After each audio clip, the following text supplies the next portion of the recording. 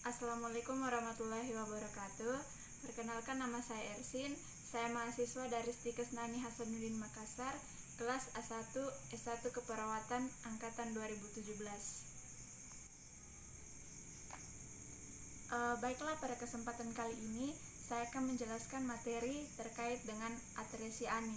Yang akan saya jelaskan yang pertama yaitu pengertian, kemudian etiologi atau penyebab, kemudian patofisiologi, manifestasi klinis, kemudian komplikasi, klasifikasi, penata laksanaan, pemeriksaan penunjang, dan yang terakhir yaitu diagnosis keperawatan. Baiklah, mari kita simak video yang berikut ini.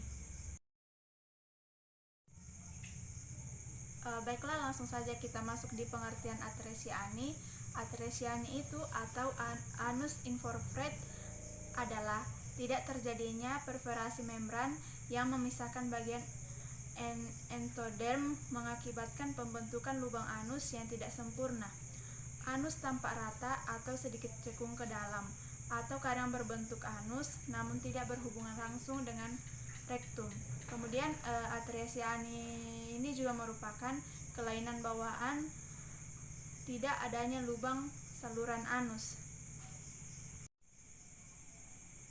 Kemudian etiologi atau penyebab dari atresia ani. Atresia ani ini dapat disebabkan oleh beberapa faktor, antara lain yang pertama yaitu putusnya saluran pencernaan dari atas dengan daerah dubur sehingga bayi lahir tanpa lubang dubur. Kemudian yang kedua yaitu kegagalan pertumbuhan saat bayi dalam kandungan berusia 12 minggu atau berumur 3 bulan.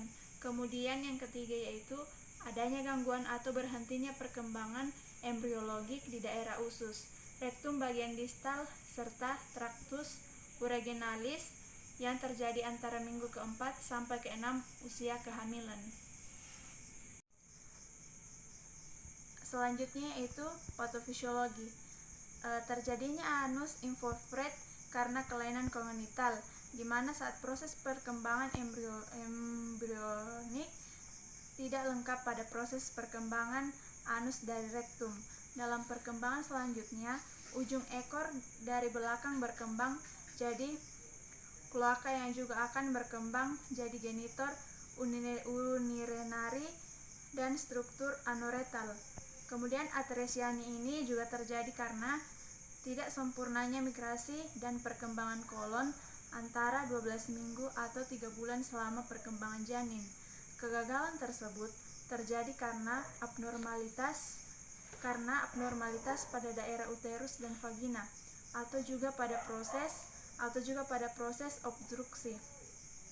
Kemudian manifestasi klinis ini diakibatkan adanya obstruksi dan adanya fistula. Obstruksi ini mengakibatkan distensi abdomen, sekuestrasi cairan, muntah dengan segala akibatnya. Apabila urin mengalir melalui fistel menuju rektum, maka urin akan diabsorpsi sehingga terjadi asidosis hiperuremia. Sebaliknya, feses mengalir ke arah traktus urinarius, menyebabkan infeksi berulang.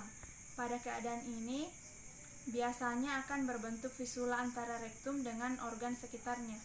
Pada wanita, 90% dengan fistula ke vagina atau retrovagina atau perineum. Pada laki-laki, biasanya letak tinggi, umumnya fistula menuju ke vesika urinaria atau ke prostat. Pada letak rendah, fistula menuju ke uretra. Baiklah, selanjutnya yaitu manifestasi klinis. Yang pertama yaitu mekonium tidak keluar dalam 24 jam pertama setelah kelahiran. Kemudian yang kedua, tidak dapat dilakukan pengukuran suhu rektal pada bayi. Kemudian yang ketiga, mekonium keluar melalui sebuah fisula atau anus yang salah letaknya.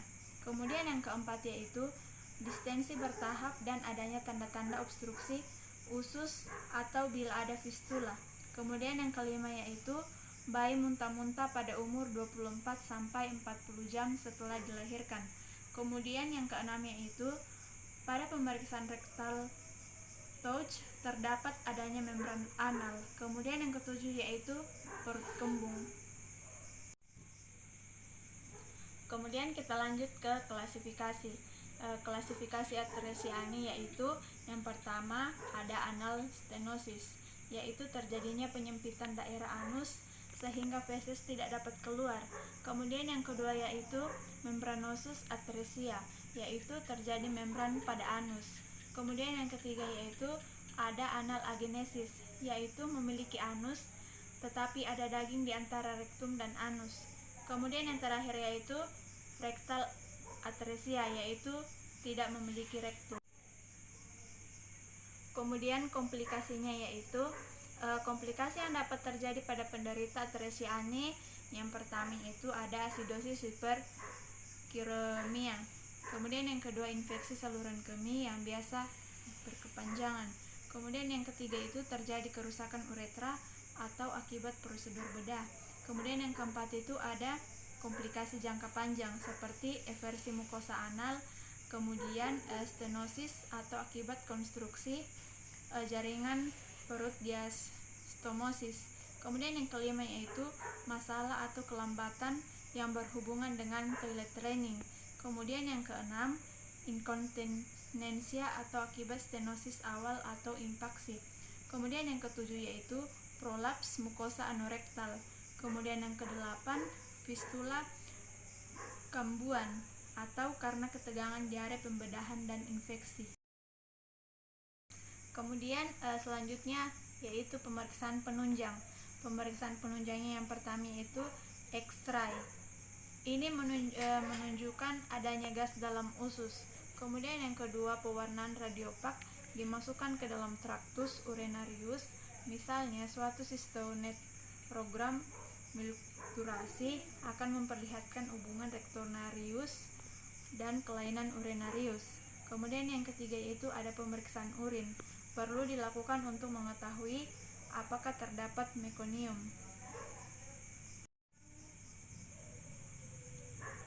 Kemudian yang selanjutnya yaitu ada penata laksanaan. Penata laksanaan yang pertama yaitu pemeriksaan rektal digital dan visual adalah pemeriksaan diagnostik yang umumnya dilakukan pada gangguan ini. Kemudian yang kedua yaitu jika ada fistula, urin dapat diperiksa untuk memeriksa adanya sel-sel epitel mekonium. Kemudian yang ketiga ada pemeriksaan sinar X lateral infeksi. Kemudian yang keempat yaitu ada ultrasound, dapat digunakan untuk menentukan letak rektal kantong.